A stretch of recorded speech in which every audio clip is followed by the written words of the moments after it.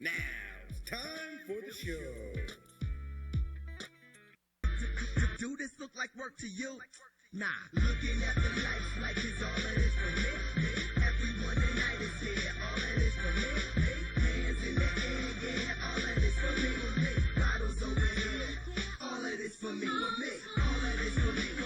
All of this for me. Light flash, light flash. All of this for me.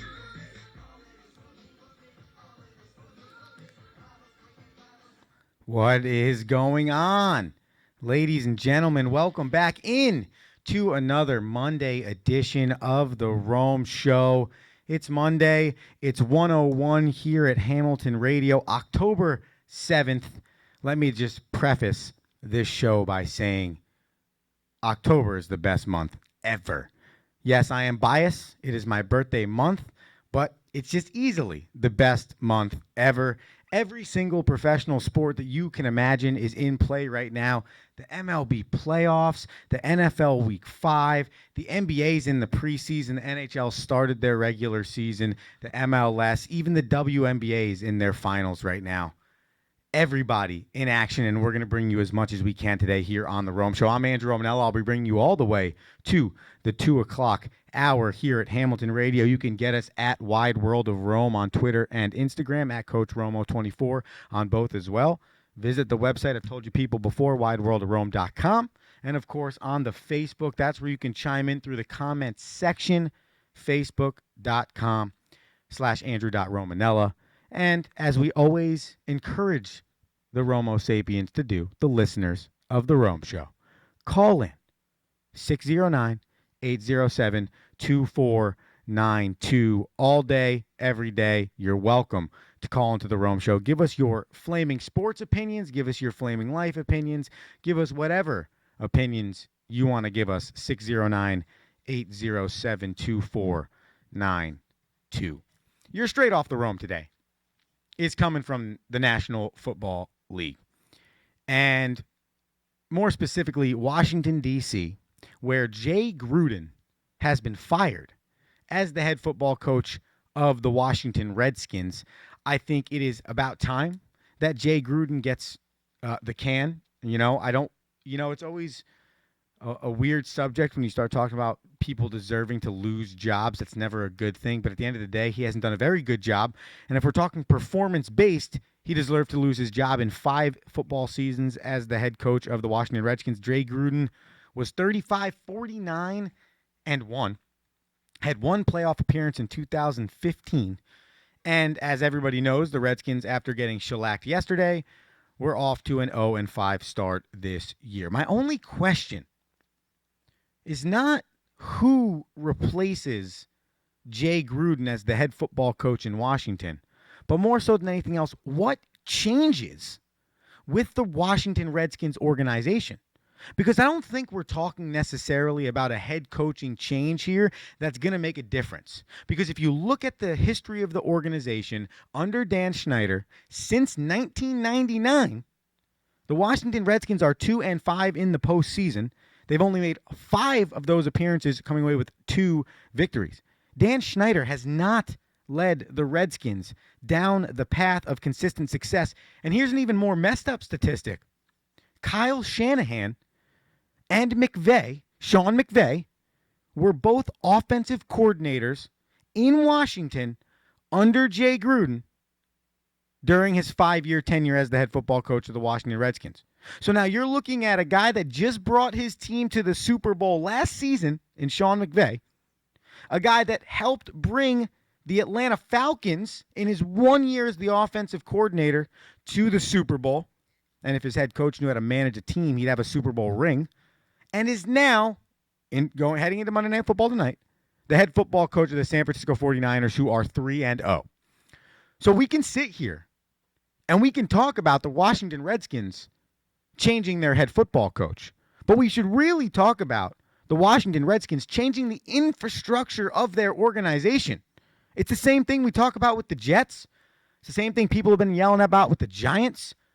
When you look at bad organizations, you have to look from the top down. My podcast partner, Anthony Rinaldi, shout out the Dab Podcast. He used to say, his grandfather would say, a fish stinks from its head down. Well, you know what? That's what's happening with Washington. It stinks from the head down. The top stinks. So therefore, the middle stinks, and the bottom stinks, and the product on the field stinks. So Washington Redskins, news flash from the Rome Show. And by all means, 609-807-2492. I mean, if there's any Redskins fans out there, we could really help each other here, because the Miami Dolphins are scoring 6.5 points per game, and that's the worst in the National Football League. And the Redskins currently don't have a coach or any direction for their organization. So call in 609-807-2492 because I'd love to hear it. But that's the question I asked today. Are you going to make a change somewhere in the organization that's going to allow for this to happen? Because here's my honest opinion, and you could take it for what it's worth, but here's my honest opinion. If an organization fires a coach within the first half of the season, even earlier, which we've seen before already, that means that they've thought about firing that coach prior to going into that season. And there was probably a line in which they said, if the coach performs this poorly, we'll let him go after that. Well, here's my question to all those people. And we've seen teams in the New York metropolitan area make this mistake big time, i.e. the Jets with their last general manager, the Knicks with Phil Jackson. Why are you going to let these people control drafts, control off seasons, control training camps, control the first 2, 3, 4, 5 weeks of a season, including your top 20 overall draft pick, Dwayne Haskins? Why are you going to let these people control them if even it's for 9 to 10 weeks before you fire him? You just wasted 5 months of the career of Dwayne Haskins in the NFL. You have no idea.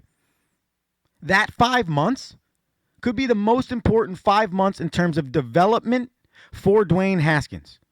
We've seen historically quarterbacks that do not play a lot in college but more than one starting season historically do not fare well in the NFL. So they are more so candidates for the learning process first before the playing process. So that might not have been a wrong decision for the Washington Redskins, but it was probably the wrong dude in charge of the decision. It probably shouldn't have been Jay Gruden. It probably should have been somebody else, because after the 2018 season, you should have fired Jay Gruden. You should have started over, and now you'd have Dwayne Haskins in a system for the next 4 years with the same head coach, the same offensive coordinator, the same staff. That breeds success. Consistency, right? Consistency. Well, how can you be consistent if from the top of the organization things are not done consistently well enough? It's not possible. So Washington Redskins, you need to clean it up. Dan Schneider, you need to clean it up. Because I'll tell you what, and I'm not saying Dwayne Haskins is going to be great. I'm not going to do it. Because who the heck knew Kyle Allen existed? Who the heck knew who Gardner Minshew III was till like 2 weeks ago? How I have no idea, honestly. I don't think anyone has an idea. There might be 100 total people out there that actually have an idea of whether a dude's going to be successful or not. Because that guy's probably watched enough football, coached enough football, seen enough football to actually have a realistic idea. But majority of us, we're wrong. So I can't tell you if Dwayne Haskins is going to be good or not. But what I can tell you is he's more likely for success. He's more set up for success if he has a head coach, an offensive coordinator, and a staff around him that stays consistent for 4, 5, 6 years, i.e. Tom Brady. Hello? Right? I mean, heck, let's shout out Sean Payton and the New Orleans Saints for a minute here. Teddy Bridgewater. Now, listen, I get it. Offensively, statistics-driven wise, prior to this Sunday's start, Teddy Bridgewater has not had that great, 2 great starts for the Saints in terms of numbers, but they've won the football games. And that's what matters. That's a system. Sean Payton develops the system based on the players he has and then makes the proper adjustments based on the talent level he now has because of injuries or what else. A lot, you could make the case. My dad's been screaming about this for Betcha, the Giants defensive coordinator, to start coaching the defense based off the players, not just the scheme. You have to mold your schemes to the players that you have. So I don't know if any of these guys are going to be great, but I do know that when you have a coach that's able to do that, a coach like a Sean Payton, a coach like a Bill Belichick, guys that are able to put their players in the position to succeed, they'll be better off. So I don't know. If I'm a betting man, and I'm not allowed to be per NCAA regulations, but if I was, I would not be putting my money on the Redskins getting this right. Nope. I'm going to continue to say that what his history has shown us over the last 20 years under Dan Snyder's ownership, it's going to be really poor for the Washington Redskins. And that brings up my second off the Rome point to start this Rome show here on Monday, October 7th. If you want to get on the Rome show, give us a call at 609-807-2492. I see some people chiming in already on the Facebook. Much appreciated. So proud of my ability to host the show and look at the Facebook. Don't worry, Instagram humans. You'll be getting some fun at Wide World of Rome in a little bit. We're going to be playing some pretender or contender in the NFL. So you can chime in on that, and you can give us your votes on some of these teams that we have here on the Rome Show as pretenders or contenders. To finish the straight off the Rome segment to start this Rome Show Monday, October 7th, the NFC East is wide open, man. I mean, that's essentially what I see. We'll break down the Eagles a little bit later. We can touch on the Cowboys a little bit later. Some fans wrote in on the Eagles as well. But with the Eagles 3-2 and the Cowboys 3-2, the Giants 2-3 doesn't look that bad right now. Now I know against a not superior but a semi-decent to better opponent in Minnesota that did not look good this weekend, especially defensively. And I saw some statistics with the way Golden Tate was lined up in the slot compared to the way Sterling Shepard had been lined up in the slot or something along those lines, and how it changed the offense having Tate back, and it dropped the amount of receptions, yards, everything for Shepard, who had been in the slot most of the year. So interesting to see. Everyone gets excited with Golden Tate coming back. Well, there's also something that has to happen where everyone kind of gets back on the same page with that player being inserted back into the offense. He's been gone for 4 weeks. You've operated one way for 4 weeks. Now you're going to operate another way for the remainder of the time Golden Tate's in the offense or anyone else is still in the offense. So it's going to take a second to get used to that. I'm curious to see what they do because clearly whatever kind of they went with this weekend did not look so well. But the NFC East is wide open. And if I'm putting my money on it, it's the Eagles. I don't see Dallas being that good. Like, I get it.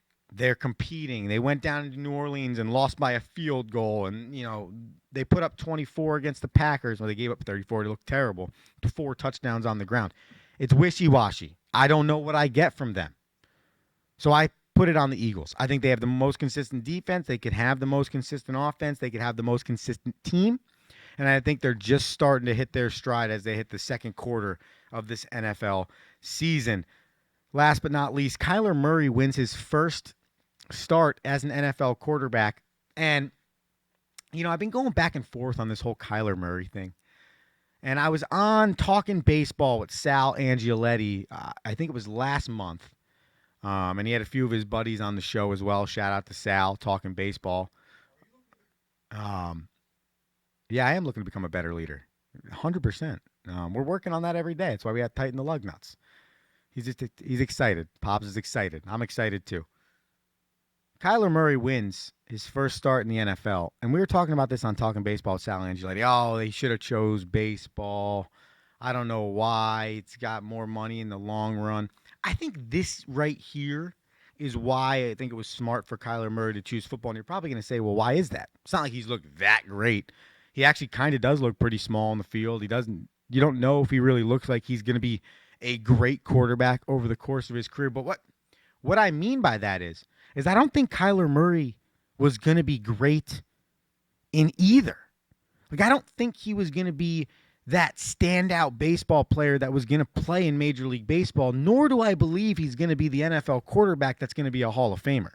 So I think what we saw from Kyler Murray for that year as the starter at Oklahoma is probably what we're going to see from the heightened peak of success for Kyler Murray. Now, 10 minutes ago, I just told you, I have no idea about whether these dudes are going to be good or not or great quarterbacks in the NFL. What I'm saying is, it's what I feel, because I don't believe, in my opinion, and he was a great baseball player in college, don't get me wrong, that's why he was drafted by the A's in the first round. But I don't believe he was going to go to the MLB and become a great player or even a good enough player to sustain a career in Major League Baseball. So I think he chose football because he knows, hey, even if I'm not a great football player, I'm going to get my guaranteed first contract, so I'm going to get paid. And if I play okay enough, I'm going to keep getting contracts because he's the number 1 overall pick. So he could be Marcus Mariota in 5 years, but I guarantee you, if Tennessee doesn't bring back Marcus Mariota this year, Marcus Mariota is still going to sign a contract. He might not be a starter. He might be competing for a job. It might be a backup role. But if Mark Sanchez can have a near 10-year career, I guarantee you a number 1 overall pick, as athletic as Kyler Murray is, can find his way to a 10-year football career. Whether it's Joe Montana or Mark Sanchez, it doesn't matter. He can still find his way to a 10-year NFL career, and I don't think he's finding his way to a 10-year MLB career. And this is what I want people to understand. When we talk 10-year baseball career and we talk 10-year NFL career, understand something there. If Kyler Murray enters the MLB minor league system at 20 years old, one, he's not eligible until he's 26 to get himself a contract extension. Then you would have to assume that prior to that 6-year mark, he made it to Major League Baseball. He established himself as a perennial all-star. He established himself as a player that's going to last long-term. And then he gets paid at 26. So now you're looking and saying maybe he makes it to Major League Baseball if he's great at 23. Then he plays 3 years, gets that contract. Maybe it's a 4-year deal. That's 10 years till he's 30. So he played Major League Baseball for about 5.5 to 6 years. Got paid for about 4 of them, okay? Now he goes to the NFL at 20 years old. He's the number 1 overall draft pick. He gets like $40 million guaranteed. Signs a Nike deal, signs this deal, signs that deal. Got money up to wazoo. Plays 5 years. Is a semi-decent quarterback. Let's call him Marcus Mariota. Great comparison right there. He's Marcus Mariota. He goes and he says, hey, you know what? The Jacksonville Jaguars decide they want a quarterback competition. They decide to bring him in for another 2 years. Then after that, he gets 3 one-year backup contracts till he's 30. Now, this man just signed about 5 contracts. Now, granted, Major League Baseball money is guaranteed and NFL money is not guaranteed. But those first 7 years, Kyler Murray is going to make probably about $70 million. If he's a good quarterback. Not great. Not bad, not great. Just good.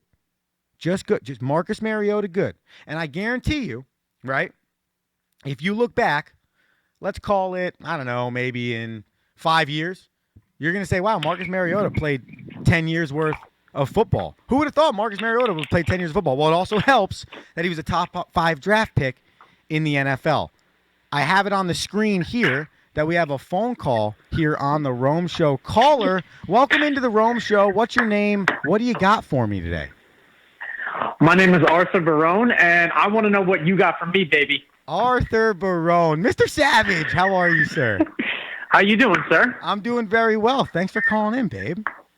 What's up, man? What are we talking about today? We are diving into a lot of the NFL. I was actually just dissecting, and I'd like your opinion on this, being a baseball guy yourself. Do you believe Kyler Murray should have gone the baseball route, or you think he was smart to go the football route? As a baseball player, it's tough. You see the contracts they're giving out these days, especially for football as well. When guaranteed money kicks in, that's a tough sell because, I mean, how much did he get in football guaranteed? It was like $35-something million. And what were the Athletics willing to offer after he told them that he wanted to play football? That I don't know, but that's a great question because that probably changes the whole conversation.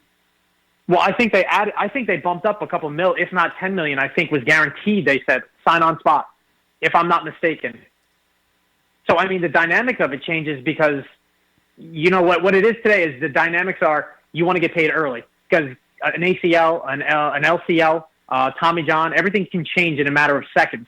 So that guaranteed money is huge. Once you sign the contract, you know the money's coming in. Look at AB, for instance. He wants his guaranteed money because there's no shot he might ever play in the NFL again.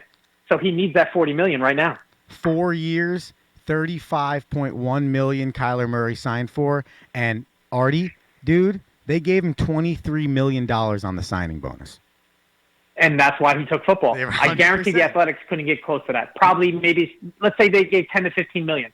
You're a player. What would you do? What would you want to take? 23 or 15? See, and that's what I'm saying. And I know that I probably have more of a shelf life as the number one overall pick in terms of more guaranteed millions over the course of my career in football than I do baseball because the number one overall pick oftentimes doesn't even make the league.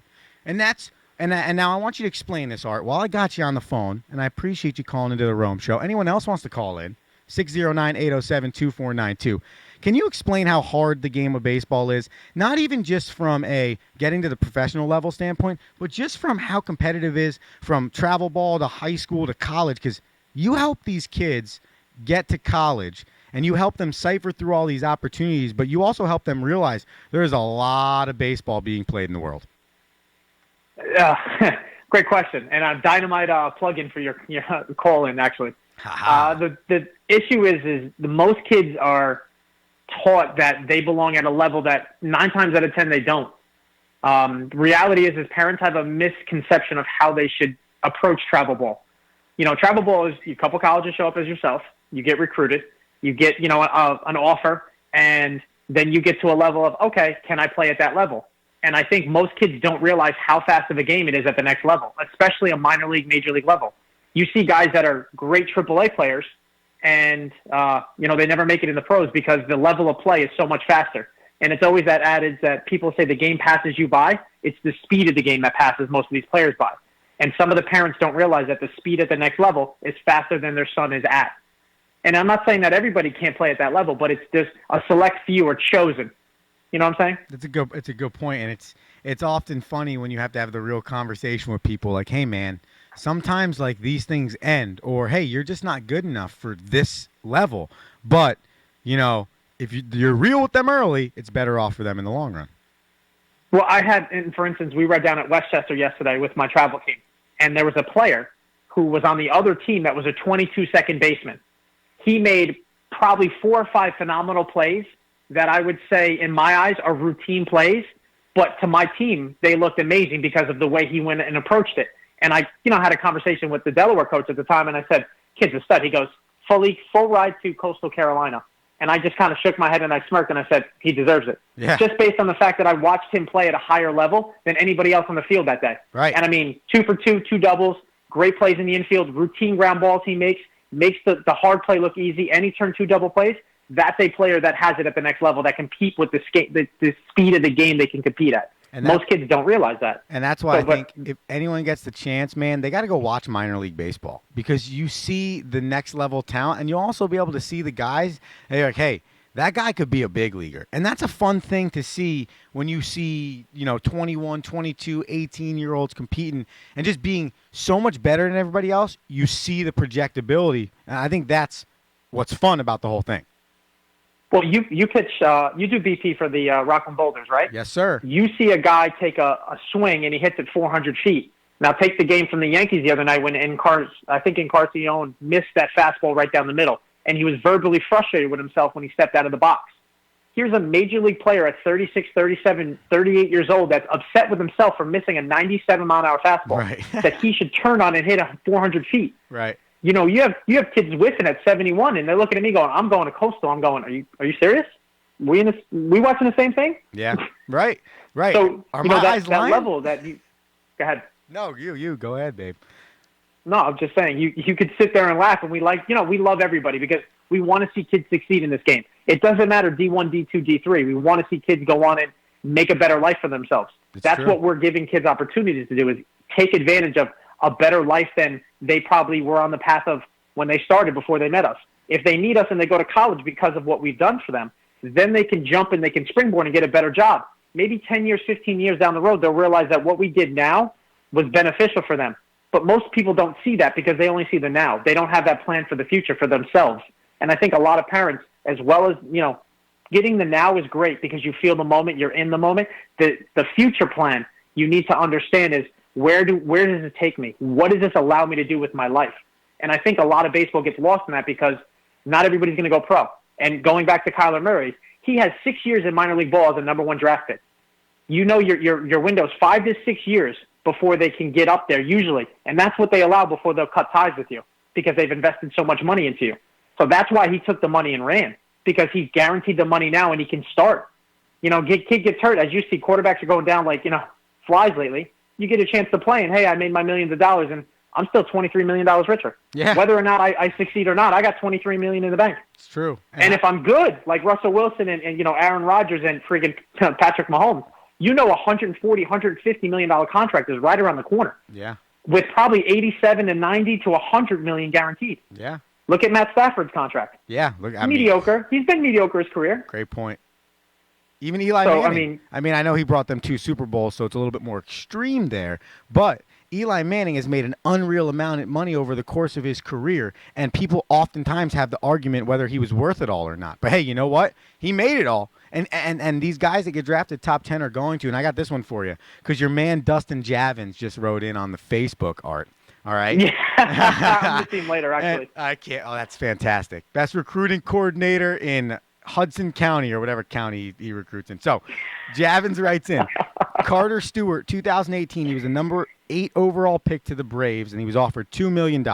He turned that down, went to junior college, was drafted in 2019, by a Japanese team. He decided he would go to the Japanese league and sign a 6-year, $7 million contract that was going to get him 6 years in Japan plus arbitration years after that. So that's an example of a guy saying, hey, you know what? I'm not even going to try the professional route, minor leagues. I'm going to go to Japan. I'm going to play actual professional baseball at the highest level in Japan, make a guaranteed $7 million, and then try and come back. If he puts up numbers there, we see the rapport between the Japanese league and the MLB is huge. If he puts up anywhere good numbers, he can easily walk his way back in here and get a contract. Sure. You and I both know that. Yeah, absolutely. And it's smarter financially for him. Absolutely. And that's why, he took the money route, which you're seeing a lot of athletes take. You played, I've played, Javins has played. Your body doesn't react the same. I've watched guys football-wise. I've watched friends of mine that could barely get out of bed at 36, 37 years old, and I'm going, guys, you're not that old. You have 2 kids that want to go run and play outside. Right. So these athletes are understanding how much of a toll it takes on their body, and they want to get paid early. Hence why they're allowing, college athletes to get paid in California. Sure. They want, you're going to use my name, I want to get paid for it because I'm sacrificing my body. And I understand what that is. I understand the grind of getting up every morning. There's stuff that it clicks in my knees and my back that you sneeze and you could be out for a week with a broken rib. Sure. Things are crazy. You're right. You're right. It's a great point. Well, Art, listen, man, I really appreciate you calling in on the Rome Show today. This has been fantastic. Are you going to come in studio and try this? Yeah, we could do that. You let me know when. I'm take a short vacay. I'm going to see Javins, give him a hug later, and I'll be back next week, so you let me know. Tell Dustin Javins that I love him, and I love you as well. Thank you for calling in, sir. Dude, you have a wonderful day. We'll talk soon. You too, baby. Thank you. All right. I've been telling everybody all day, 609-807-2492. You can absolutely chime in to the Rome Show. You can get us on Facebook as well, at Wide World of Rome, on Twitter, at Coach Rome24, on Twitter, Instagram, both. All that good stuff. Listen, guys, we have an exciting last 30 minutes of the Rome Show leading you up to the 2 o'clock hour. We have Pretender or Contender, the Rome Show fan mailbag, and some Romalytics to get you ready for Game 3 of the ALDS tonight in Minnesota between the New York Yankees and the Minnesota Twins. Before we do any of it, though, we got to pay some bills. That's how we get the airtime. The bills have to be paid. So the Rome Show, host Andrew Romanella, and the Romo Sapiens will be back in a second after this quick commercial break. Are you looking to become a better leader, whether that's in business, in sports, or in life, and you haven't found a book yet to help you get to that game-changing aha moment? Well, we have the book for you. Tighten the Lug Nuts, The Principles of Balanced Leadership. Tighten the Lug Nuts will help you get to that game-changing leadership moment. Available on Amazon, Barnes & Noble, and iBooks, or at 360managementservices.com. That's the number 360managementservices.com. Pick up your copy today and start changing your leadership styles. All right. Welcome back in here to the Rome Show. I'm Andrew Romanella, bringing you all the way up to the 2 o'clock hour here on Hamilton Radio, Channel 2, Facebook.com/Andrew.Romanella. You can see it underneath the tag if you're watching on Facebook. The Rome Show Facebook page has been created, okay? So I appreciate the first 177 people that liked it and followed it. Love that support. Let's keep sharing it. Let's keep liking it. Let's keep giving it to people. I shared the show on that page as well, hoping we can get some followers to that. And then eventually, as much as I love the traffic to the individual Facebook page of Andrew Romanella, I just don't think you all need to be looking at my Facebook page when really you're just here for the Rome Show. So we'll make life really easy for you. We'll make the Rome Show page. You follow it. Boom. I appreciate everybody chiming in on the Facebook comments as well.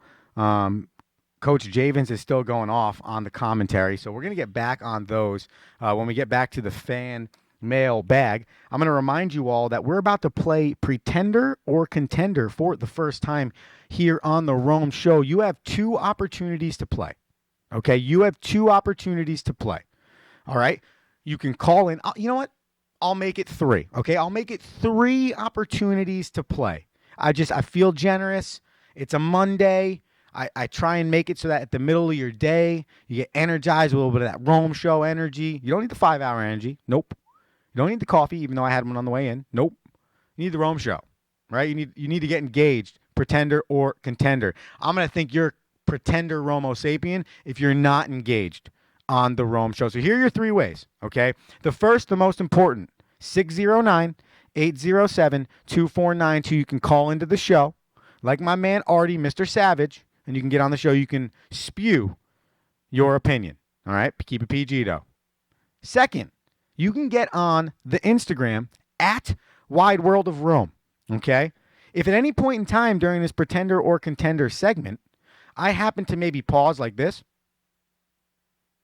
it just means that I'm trying to post my Pretender or Contender onto the Instagram story of Wide World of Rome so that you can play along your second way. I mean, how easy can I make it, okay? The third way you can play, Facebook.com/Andrew.Romanella, the Rome Show. A bunch of people, we got 12 shares on this thing right now. You want to jump in here, okay? When I give you a team, all right, before I give you what I believe, going to go about 20 seconds on the analysis, and then I'll see, okay? We can see if people agree with me. We can see if they believe I'm a pretender or contender as a radio show host. All right, so we're going to get the first one set up here. Pretender or contender. All right, I know everyone's excited. Here we go. Okay. You know what I'm going to have to do? And I'm going to talk to my guy, Ruben, about this. We'll do this. Maybe you guys can jump in on this one, too. Maybe we get some music, some background music for Pretender or Contender. Have a little bit of fun. Okay, your first Pretender or Contender in the National Football League. That's the league we're staying in today. The Buffalo Bills.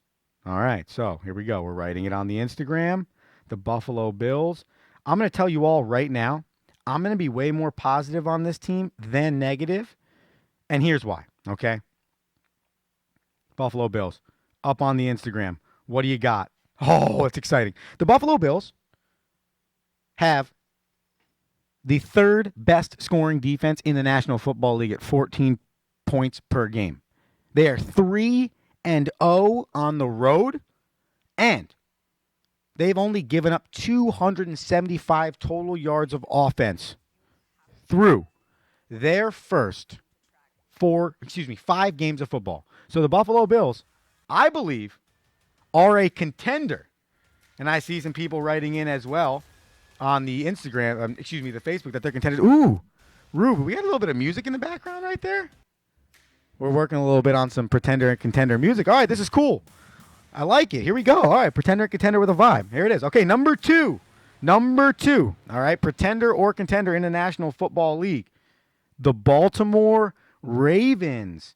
All right, let's see. Baltimore Ravens. Let's add it up on the Instagram. You guys have your chance to vote. Baltimore Ravens. And I'm going to tell you that the Baltimore Ravens are a pretender. Yep. You know, and I'm really sad about this one too because originally I chose the Ravens as my Super Bowl pick on the Dab podcast. But here's a few things that have bothered me. The first is the way Lamar Miller's throwing the ball downfield the last 3 games. More interceptions than touchdowns. That scares me. 4 of his last 21 on passes 15 yards or more. That's just that doesn't make me feel too good. The Baltimore Ravens do have the highest scoring offense in the National Football League. That surprised me. It should surprise you. However, you have to remember, their first game of the year was the Miami Dolphins. Their second game of the year was someone not that great as well. Those things happen. Therefore, I think that's a skewed stat. Here's the last thing I'll tell you. They're giving up 24.5 points per game. That's 24th in the league. This is a defense that's usually been revered as really good. Right now, not so much. So I'm going to go with the Baltimore Ravens are pretenders. Okay, number 3. Hey, I think we're doing a good job of this. Rube, can we get a little bit down on the music? A hair more. I like that.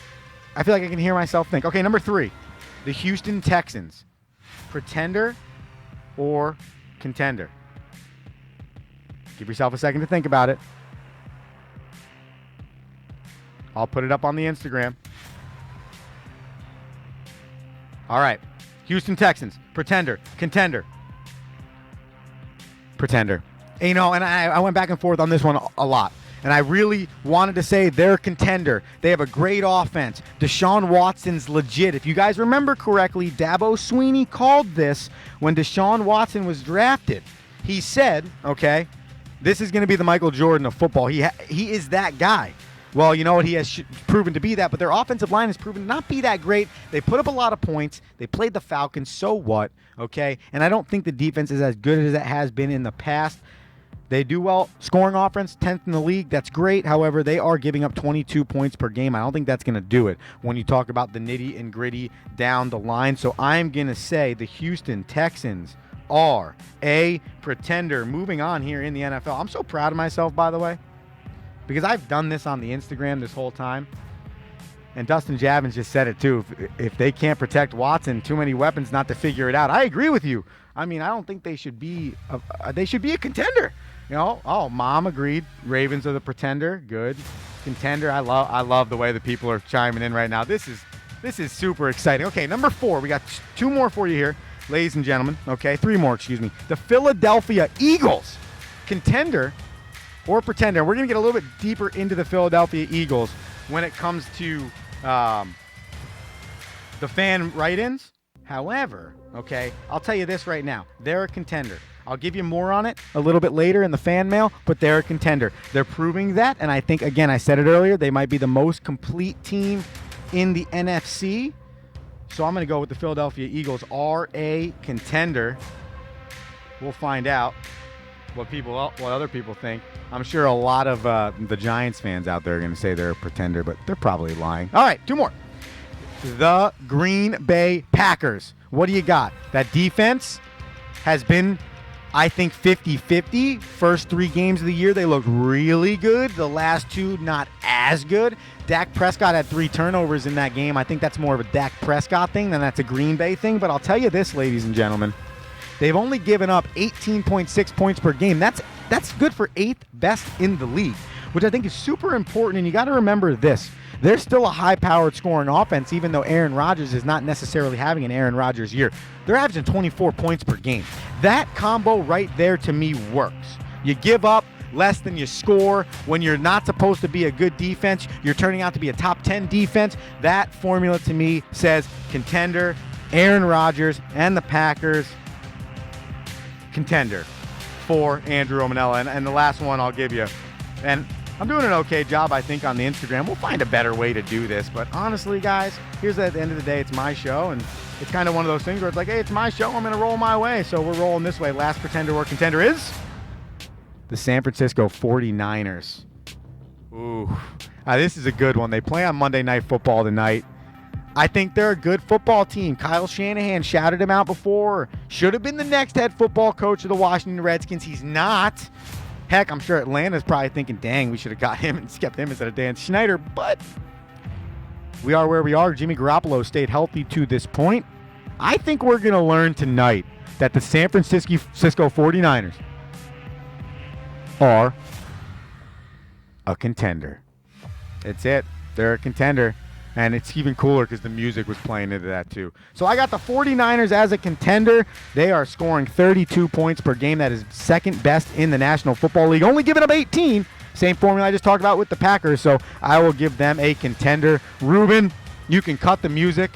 We are done on this edition of Pretender or Contender. I hope the people liked it. I liked it. I loved it, honestly. I enjoyed it.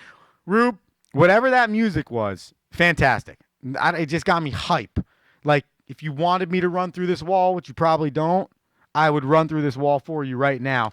Let's run through some of the comments on the Facebook before we move forward here to fan mail. It's a good little segue. A lot of people chiming in on the Facebook. I appreciate you all for it. Debbie Romanella had the Buffalo Bills as a contender. So did Rocky. Dustin Javin said no, the Bills were not a contender. They are a pretender. A lot of people down on the Baltimore Ravens. Oh, wow, Javins. So essentially what we're learning here about Dustin Javins is he goes opposite of everybody else. If you met him, you'd agree, and it's fantastic. That's why we love him. What else we got? Some pretender picks here for the Houston Texans. I think a lot of people agree on that one. The Eagles are a contender. I know, but it's funny, too, because, you can tell who's realistically choosing this and who's not realistically choosing this. We got some Packers are a contender. Oh, some pretenders for the Packers as well. So a lot of buy-in there on the Facebook. We'll go to the Instagram now, and we'll see. I think a lot of people agree on the 49ers as well. A few people chiming in, 4-0 there on the Eagles for contender. See, a lot of people 3-2 down as a pretender for the Texans. Green Bay Packers 3-1. I just think it's the defense. So people chiming in, you can keep chiming in. You can keep playing pretender or pretender or contender on the Instagram, Wide World of Rome. That's what we're looking for, okay? I enjoyed that. And if you liked it, tell me. Because we got to bring that back. We got to bring that back. So we will. You can still call in your pretender or contender or whatever else you want to say on the Rome Show, 609-807-2492. We are bringing you all the way till the 2 o'clock hour here on Hamilton Radio, hamiltonradio.net, channel 2, the Hamilton Radio app, facebook.com/Andrew.Romanella. So, as you guys can tell, I really enjoy when the fans write into the show. And for me, it just makes the show a little bit more engaging. And that's nice. And I like it. And I love the phone calls. I love the Facebook. But what I try and do, and everyone I know can get used to this, can get comfortable with it. I know as the Romo Sapiens grow, I do want to shout out last week's show with special guest Coach Jamie Quinn had over 1,000 listens and or views. So clap that up. I really appreciate that. I think that might have been the first time in the history of the Rome Show that we have had over 1,000 people tune into the show. And it's okay. It's okay if you don't tune in right from 1 to 2. Heck, ladies and gentlemen, I could be talking to nobody right now. One, if you know me, you know that that's not that big of a deal. I could talk to this wall for an hour if you wanted me to. But 2, you don't need to listen to the Rome Show from 1 to 2 p.m. because we have the Rome Show podcast. So it's like, man, I had a meeting I couldn't get out of. I had a nice lunch date, or simply, you know what? I wasn't ready for the Rome Show at Monday at 1 o'clock. It's okay. Because Tuesday morning, Wednesday morning, Thursday morning, you can wake up and you can listen to it. You go to SoundCloud, you go to Spotify, you go to Anchor.fm, soon to be on Apple Podcasts, on Google Podcast. Type in the Rome Show podcast, and you can get everything you need. And I'll make it even easier for you, too, because it's all connected. If you go to wideworldofrome.com, you can listen to it all there too. Every single Rome show is going to be docked, ladies and gentlemen, so you can hear them all the time. We just appreciate here at Hamilton Radio and the Rome show you just tuning in. So if it's Monday, it's Monday. If it's Tuesday, it's Wednesday. It's whenever it is. We just thank you, the listener, for doing so. So kudos to you making it a historic week for the Rome show. Let's keep that going, though. We're not done. Same thing I'll tell my players. We're not done just because we hit a height of good success. We're not done. That's just a line right now. It's not the line. We keep pushing ourselves. So we're going to keep pushing the Rome show. We're going to get this thing to 2,000, then 5, then 10, and oof, who knows where this could go. Fan mail right in on the Instagram at Wide World of Rome, at Coach Romo24. PDB 2293 writes in, can the long ball get the Yankees to the World Series title? Oof, I think that's $1 million question. 100% $1 million question. I think no. I don't think so. And here's why. And I think we've seen this in playoff series past. We've seen this in World Series past. Today's baseball is founded on the bullpen, right? You got to have a strong bullpen. You got to be able to hand the ball off 3, 4, 5 times to win a series in today's baseball. That's why it was fun to see what Adam Wainwright did the other night for the St. Louis Cardinals, because he went 8 innings. You don't ever see that anymore. What Justin Verlander did the other night for the Astros, you don't see that much anymore. But when you do see it, you see it in the postseason. And I am a firm believer that teams that are founded solely on just the bullpen are sketchy late in the postseason. I think we saw it with the Chicago Cubs and the Indians World Series a few years ago. It's the most prominent one you can think of. It was like both those managers were trying to lose that game. I'm going to put this guy in, then this guy, then that guy, then this starter, then that starter. I'm going to overuse Chapman. I'm going to overuse Andrew Miller. Besides the fact that it not ruined Andrew Miller's career. He got a big out the other night for the Cardinals before their closer blew it. He still looks okay, but he's not the same guy. Aroldis Chapman's not throwing 101 every single pitch anymore. Had some injuries after that as well.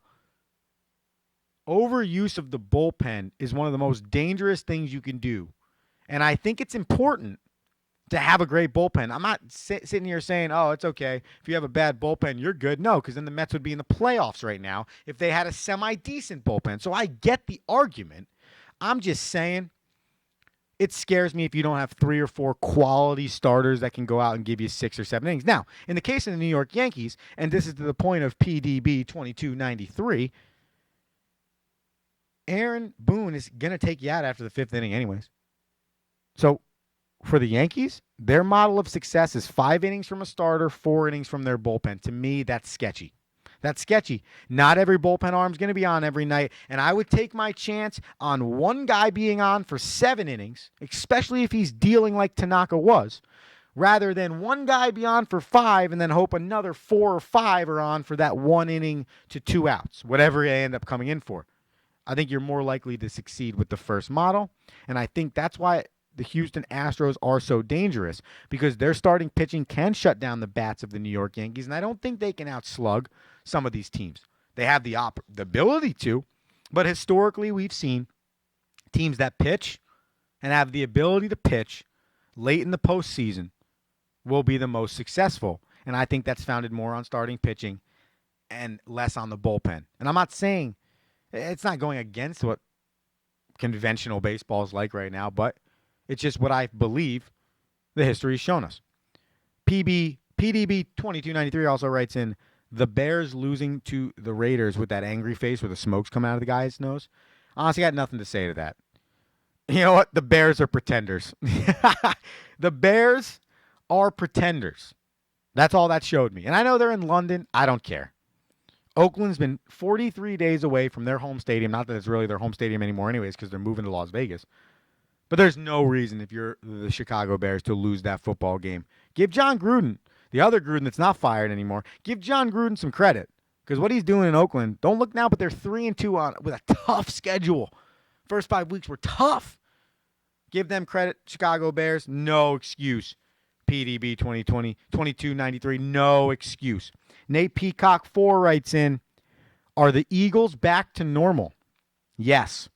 Yes, they are. Barring a Carson Wentz injury or anything else drastic to that football team, I think you're going to see what you saw the last 2 weeks out of the Philadelphia Eagles the remainder of the NFL season. I'm not going to say they're going to go out and be 14-2. No, from this point on, I'd say the Eagles end up at 11-5, maybe 12-4. They're probably going to lose a division game, maybe one to Dallas. Don't sleep on the Giants if James Betcha and the defense can get their ish together, which they probably won't. But who knows? It's still Eagles-Giants. It's still in division. Doesn't matter. I think they finished 11-5, 12-4, and I think the Eagles are back to normal. And I do think they are a contender. I said it before, and I'm going to say it again. You look at the Philadelphia Eagles right now. They're scoring 28.2 points per game. That's the high-powered offense you expected. That's 7th best in the National Football League. Their defense, even though people have given their defense a little bit of skepticism to start the 2019 year, the Eagles have the 14th best scoring defense. So they're a little bit below, in a good way, the league average. And they've only given up, on average, 334 yards per game through the first 5 weeks. That's 10th best. So if you look at it and you say, okay, our defense right now is nowhere near where it should be, but they're still top 15 in every defensive category, and our offense is top 10 in a lot of offensive categories, that's a pretty good formula for success. And add on top of that, the rest of the NFC East is really not that difficult, or at least as difficult as we may have thought earlier. So I think the Eagles are for real. I think they're back to normal. And I think we're going to see them crowning themselves NFC East champions when all is said and done. Will Lapham writes in that Kyler Murray was $14 million guaranteed with a $4.6 million signing bonus from the A's. So if you look at that, all right, let's do a little math here. Thanks, Will. We appreciate you writing into the Rome show. We got to throw strikes this year. That'd be ideal. Well, we always do throw strikes. Limit the runs. All right, here we go. So he signs for $4.6 million. That means he's got about $9.4 remaining on that contract from the Oakland Athletics that he's due. Okay? Great. His signing bonus with the Arizona Cardinals was $23 million. Okay, so he gets $23 million in the bank. So now he's already plus 19 and change. Then he's got another 13 coming his way, 12.5 from the Arizona Cardinals, when he only got another 9.4 coming from the Oakland Athletics. And he'll stay in the NFL for his whole career, presumably, whereas in Major League Baseball, you don't stay in Major League Baseball for anything if you're not good enough to stay in Major League Baseball. So I appreciate the write-in, Will, because that gives us a lot of insight as to, pretty good decision from a financial standpoint for Kyler Murray to choose football. 609-807-2492. We got about 7 minutes left in the show if you want to call in and tell me I'm wrong. I'd love to hear someone tell me I'm wrong. I mean, hey, listen. I'm laughing at a comment. Will not only sent in his comments, but he also wrote on the Facebook, he does not want me to boost Nate Peacock the IV's Philadelphia ego. I'm not boosting it. I'm just telling you how it is, man. I'm just telling you how it is. The Eagles, as I like to call them, pretty good football team. Pretty good football team. We got 5 minutes left in the show. It's the Rome Show. It's October 7th, 2019. And I like to finish the show, as you guys know, with Romalytics. This week, Romalytics is coming to you. And teaser alert, by the way.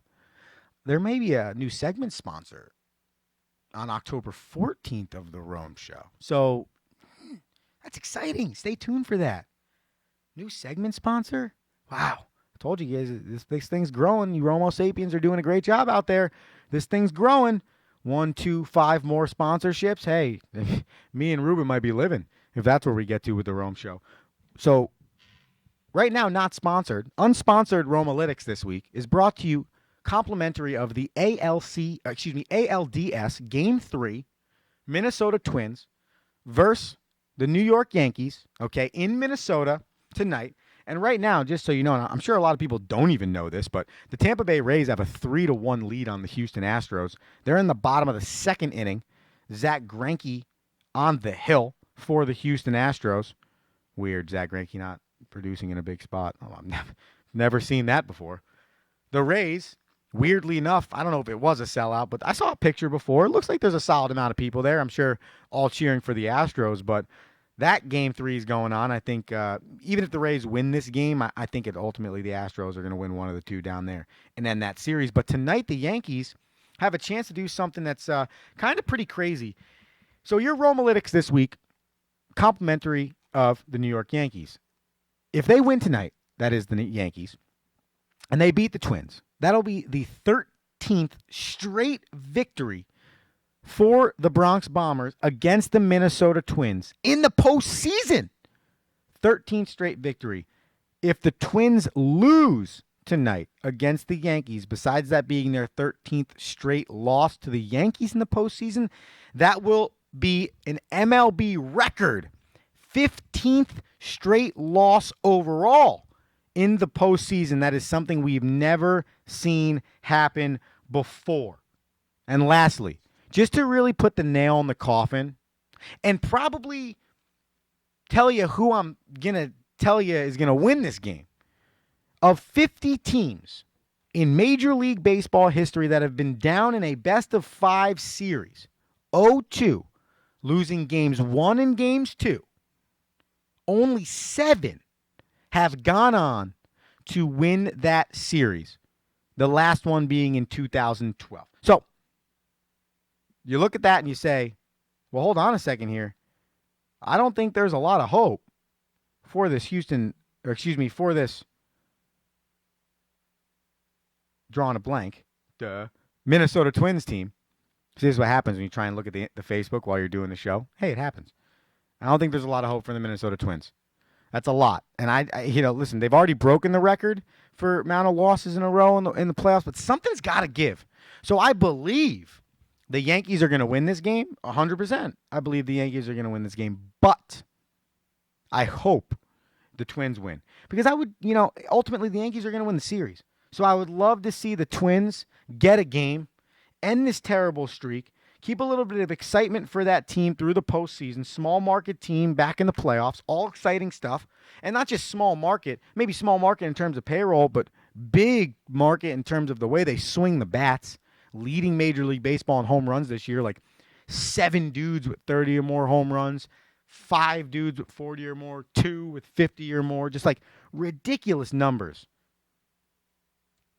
from the Minnesota Twins. But I think it's going to end tonight. So those are your Romalytics for this show, October 7th, 2019, 1 to 2 p.m. Let's do a few more shout-outs before we get going here. Eric H. Bod 25 wrote in, he really wants to make his debut on the Rome Show. Eric is the president and GM of the Ocean State Wave in the New England Collegiate Baseball League, and I urge Eric this, and I'm going to urge everybody this, and this is how we're going to end the show today. And this is why I saved Eric's for the end. Eric, Mr. H. Bod 25. And the rest of the Romo Sapiens already proved it today. My mom's, my dad's, Coach Javins, a lot of others have proved it on the Facebook. You can chime in anytime. Your debut is every Monday from 1 to 2 p.m. 609-807-2492. Facebook.com/Andrew.Romanella. That's where you can get the live link. Facebook.com/The Rome Show. That's where you can go to the Rome Show Facebook page. All of them. You can get it everywhere. At Wide World of Rome on Twitter and the Gram. At Coach Romo24 on Twitter and the Gram. WideWorldOfRome.com. All of the different outlets you can make your debut. We will be back next Monday from 1 to 2 p.m. on HamiltonRadio.net, Channel 2, and the Hamilton Radio app. We appreciate everybody. We appreciate Artie, my producer Ruben, Hamilton Radio, all of it. And we remind you, if for some reason you chimed in late, you know somebody that missed the show, and they want to listen to The Rome Show, check out The Rome Show podcast wherever you listen to your favorite podcast, to be released tomorrow. And you can always get your fill of Andrew Romanella and The Rome Show. Till next Monday, I will see you Romo Sapiens later. Peace. Are you looking to become a better leader, whether that's in business, in sports, or in life, and you haven't found a book yet to help you get to that game-changing aha moment? Well, we have the book for you. Tighten the Lug Nuts, The Principles of Balanced Leadership. Tighten the Lug Nuts will help you get to that game-changing leadership moment. Available on Amazon, Barnes & Noble, and iBooks, or at 360managementservices.com. That's the number 360managementservices.com. Pick up your copy today and start changing your leadership styles. Do this look like work to you? Nah, looking at the lights like it's all of this for me. Everyone tonight is here, all of this for me. Hands in the air, yeah, all of this for me. Bottles over here, all of this for me. All of this for me.